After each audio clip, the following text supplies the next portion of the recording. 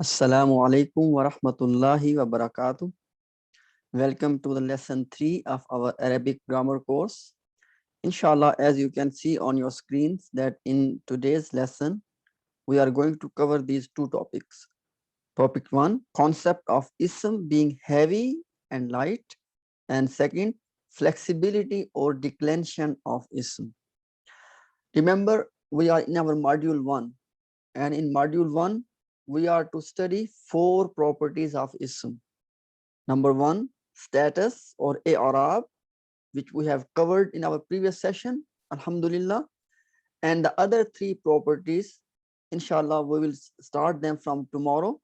But in today's lesson, I just want to share with you 2 concepts, inshallah, which we will need in our future classes.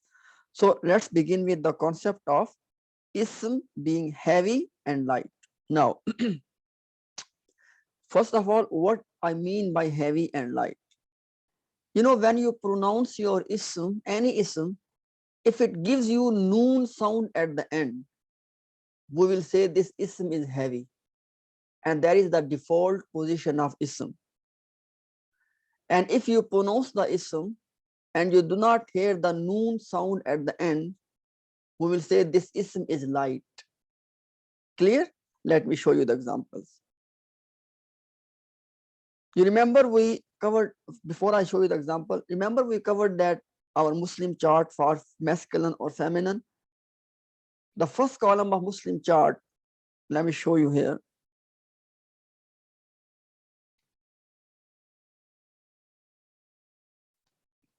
You see in this first column of the Muslim chart, you see Muslimun.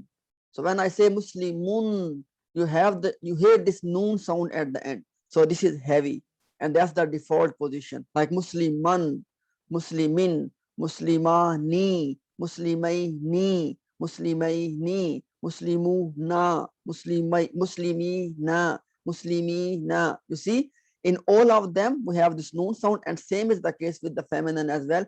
Muslimatun, and likewise all of them. So this was what I mean by heavy. So this is the default position which we studied up till yesterday, and that is called heavy, and that's the default position. Now today we're gonna learn that how we can make the ism light. Okay. Now, if you think of the question that why we need to make the ism light, inshallah it will come on its time. But today we are only learning that how to make it light. So there are 2 points. This is point 1 and this is point 2. Point 1. If the last letter of the ism has double haraka, which means tanween, like 2 dhamma or 2 fatha or 2 kasra, or in other words 2 pesh or 2 zabar or 2 zair. So if the last letter of the ism has this double haraka, tanween, change it into single haraka. For example, look at this one, Muslimun. You have the noon sound. Make it single haraka, Muslimu.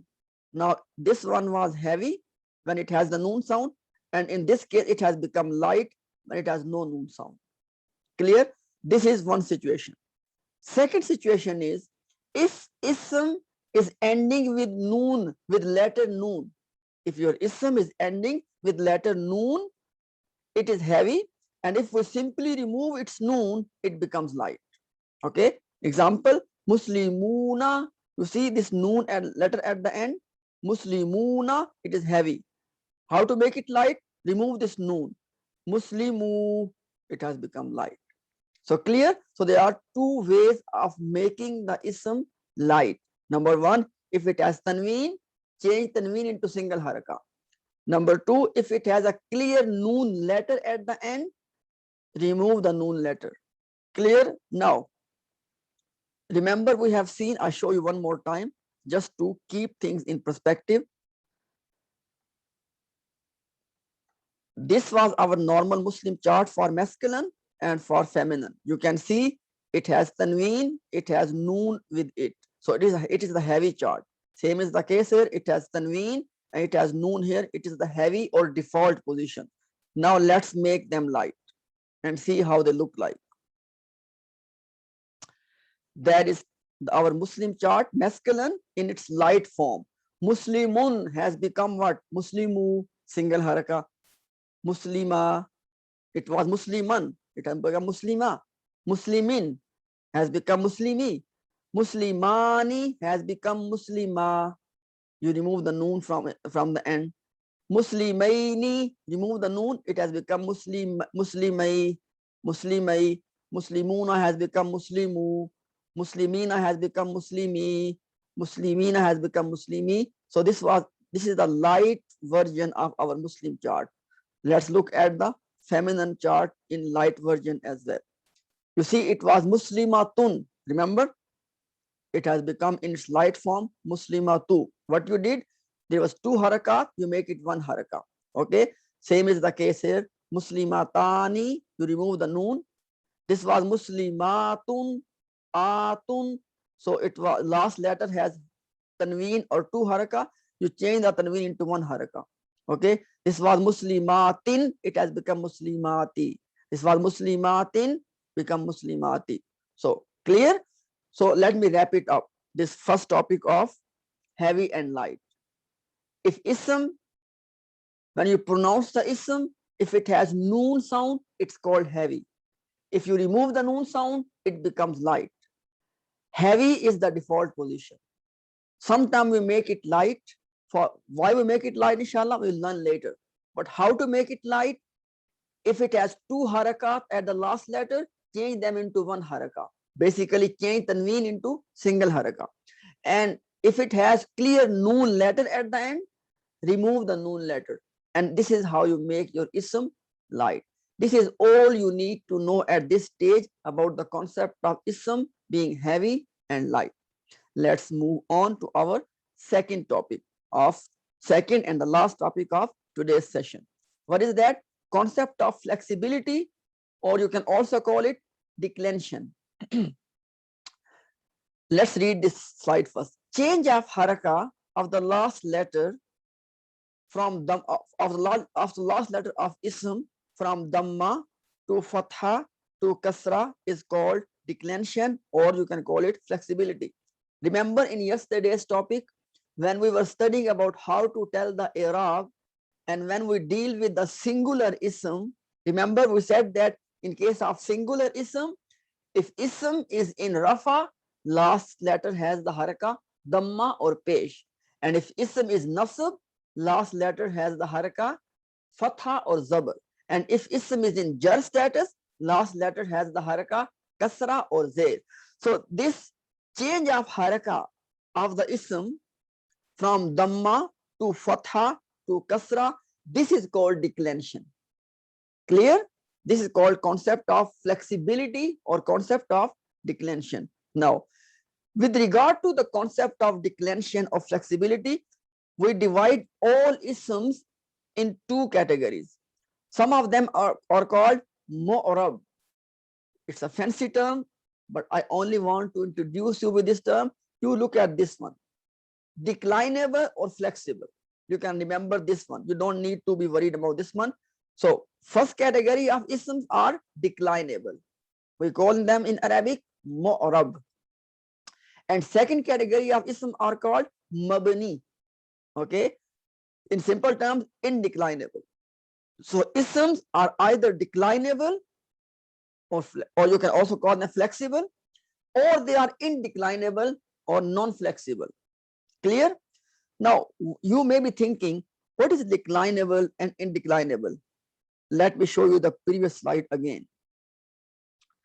You see, we said that declension means that the change of haraka from dhamma to fatha to kasra. Okay, if ism is changing its form from its haraka from dhamma to fatha to kasra, we say this ism is declinable. Sometime when ism's role changes, its form does not change. It looks like same all the time. That one is called indeclinable. Let me repeat one more time. These are two categories of ism, declinable and indeclinable. What is declinable? If ism is not changing its form and it looks like same, either it is rafa or it's nasab or it's jar, it always looks the same. We say this ism is indeclinable. And if ism is changing its form, we say this ism is declinable. Clear? If ism's form is changing, what I mean by changing, from dhamma, the haraka is changing from dhamma to fatha to kasra, we call it declinable. If it's not changing, always stays the same, it's called indeclinable. Let's look at this one more time.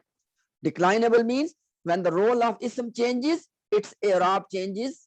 If this change of i'rab is clearly visible through a change of the haraka of the last letter, such ism is called mu'rab ism. Example, when ism is in rafa status, its last letter has dhamma or pesh. When it nasab status, its last letter has fatha or zabar.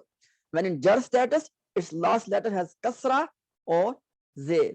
So if these three harakat, if ism is accepting these three harakat, such ism is called mu'rab or declinable. Now, what is mabni? Let me show you the mabni first. Mabni, opposite to that. What is that? Those ism which always look the same in all forms. Either they are rafa, nasab or jar, they look the same. For example, ism haza, which means this, will always stay haza. Either it is rafa or nasab or jar. So we say that this example haza is the example of mabni or indeclinable ism. Why? Because it does not change its form, it looks the same. Okay, remember this point. The mabni ism do perform the roles of rafa, nasab, jar, but in their appearance they always look the same, and there are only 2% of isms which fall in this category. Clear? Okay, so majority of ism are declinable or flexible, which means that the haraka of their last letter changes when they change from rafa to nasab to jar, and they are called declinable or flexible. And if this change is not happening and ism always look the same, such ism is called mabni. Now let me show you the categories of mabni first. Okay, these are the categories of mabni. Pointing isms, inshallah we will learn pointing isms, but at this stage only remember the category that pointing isms in their singular and plural form, they are mabni. As I gave you the example of haza, which means this. So all the pointing isms in their singular and plural form, okay, they are mabni. Mabni means they will not show any change in their appearance, they will always look the same. And also relative pronoun, again inshallah we'll study them. At this stage only remember the category that relative, in Arabic we call them asma al mawsula. Okay, asma al mawsula are all in their, they're also in their singular form and in their plural form, they are also mabni. You know, in Quran you read this word allazi and allazina. Allazi is a relative pronoun for singular, which means the one who, and allazina is the plural and it means those who. Okay, so this allazi and allazina, we call them asma al mawsula or relative pronouns, and they are mabni in their singular form and in their plural form. Inshallah we'll study them in detail, but for now just remember that they are in the category of mabni. And last one, ism ending with normal alif. For example, Zakaria, Zakaria. So last letter is alif. So those ism like Zakaria which end with alif, they are mabni, which means they will always look the same. Either they are rafa or nasab or jar. And secondly, those ism which end with alif maksura. What is alif maksura? You know, in Arabic we have two types of ya. There is one ya which has two dots on its bottom, and there is another ya which has no dots. As you see, Musa, there's a ya in Musa, and Isa, there's a ya in Isa. But you see, both of these ya, they don't have two dots underneath. This ya is called ya maksura. Sorry, this is called alif maksura. Why? Listen why. Look, when I say Isa, what is the last sound you hear? Isa, ah. You see, you hear the alif sound, even though there's a ya here. but when you pronounce it, you hear alif sound. That's why it's called alif maksura ending. So those ism which end with alif maksura, they are mabni, which mean Isa or Musa, they will always be Isa and Musa, either they are in their rafa status or nasab status or jar status. Clear? So these are the three categories of mabni which you need to remember at this stage. What are those three categories? First of all, what is mabni? One more time, what is mabni? Mabni means those ism which do not change their appearance, they always look the same. Okay, they are called mabni or indeclinable. And which isms fall in this category? Three. Pointing isms, asmaul ishara, the relative pronouns, and ism ending with normal alif and alif maksura. These are the three categories of mabni which you need to remember at this stage. Inshallah, they will come on their own place. We'll study them in detail, but now we only learned that these three categories of mabni ism which do not show any change in their form. Now, we have covered the mabni. Let me show you this sheet first. So, with regard to declension, this is a summary of the whole topic, okay? There are two types of ism, mu'rab or declinable, mabni or indeclinable. We have covered the mabni part already. With regard to declinable, we already learned which ism are declinable. Those whose form changes from dhamma to fatha to kasra, they are declinable. Within this category of declinable, there are two subcategories. Some of them are fully declinable and some of them are partially declinable. This is our last point. Please pay attention. I repeat one more time.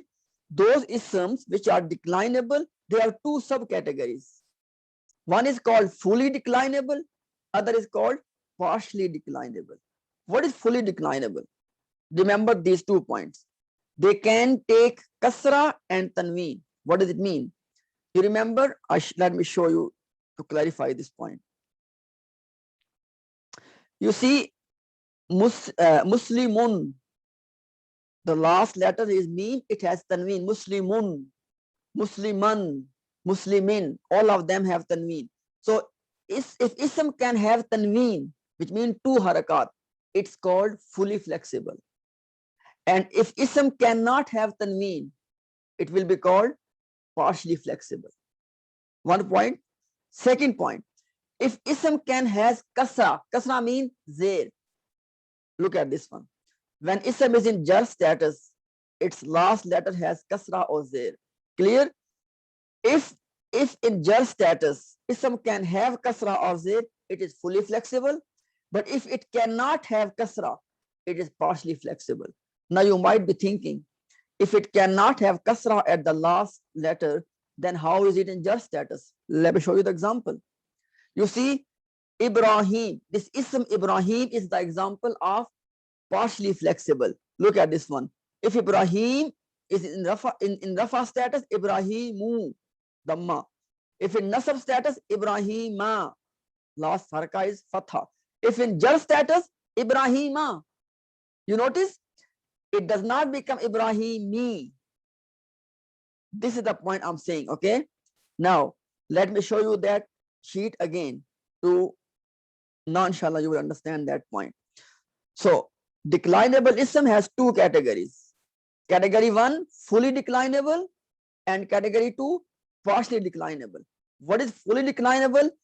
That it has fatha, dhamma, and kasra. It takes all the harakats. Number 1 and number 2, it can take tanween as well. What is partially declinable? Number 1, it cannot take kasra. As I show you the example of Ibrahim, one more time, as I show you the Ibrahim, okay? In jar status and in nasab status, it has fatha. It can never take kasra. Such ism is called partially flexible. It means it is flexible in the sense that haraka is changing from dhamma to fatha, but not go all the way to kasra. That's why it is partially flexible. Okay. And now you may be thinking that which isms are in the category of partially flexible. remember these 4 categories at this stage. Inshallah, at this stage, you only need to remember these categories, that these 4 categories of ism are partially flexible: non-Arab names, names of places, feminine names, and words on a particular pattern. This last category, inshallah, will come much later. For now, just remember that there are few words on a particular pattern. They are also in the category of partially flexible or partially declinable. Clear? Now, let me summarize this whole point again one more time. Declension of ism means that when role of ism changes, its form changes, in the sense that the haraka of its last letter change from dhamma to fatha to kasra. This change of haraka from dhamma to fatha to kasra is called declension or flexibility of the ism. With regard to declension, there are 2 categories of ism. Category 1 is called declinable, which means that they change their haraka from fatha, from dhamma to fatha to kasra. And category B is called indeclinable, which means they would not show any change. They always look the same. Okay. In the category of declinable, there are 2 subcategories. Some of them are fully declinable, which means they go all the way from dhamma to fatha to kasra. And some of them are partially declinable. What are those? They only go from dhamma to fatha, and they don't go to kasra. They are dhamma, fatha, and fatha. Okay, they are called partially declinable. And second thing in them is that fully declinable, they can take tanween. Tanween means 2 harakat, two dhamma or 2 fatha, 2 kasra. And partially one, they cannot take tanween. Okay, for now, just remember this. Okay, so this was our second topic of declension of ism. Okay, and with regard to their categories, you don't need to memorize the categories of first one, fully flexible. This is the default category. Only remember the categories of partially and mabni. In the categories of partially, these are 4 categories. In the categories of mabni, these are these 3 categories. Okay, and inshallah, like I always say, that you watch this video carefully. In the description of the video, I'm going to attach the same presentation and notes for this lesson as well. Please do not forget to download this presentation and those notes. Watch the video, read the presentation. It will not take more than half an hour, and inshallah you will be clear about this topic. Okay, so with this, alhamdulillah, we have completed the discussion about all the discussion about our first property of ism, that was i'rab. That is done. Inshallah, when we start our next lesson, lesson 4, we will study the second property of ism, which is gender or jins. Until next time, jazakumullahu khair and barakallahu fi. Assalamu alaikum wa rahmatullahi wa barakatuh.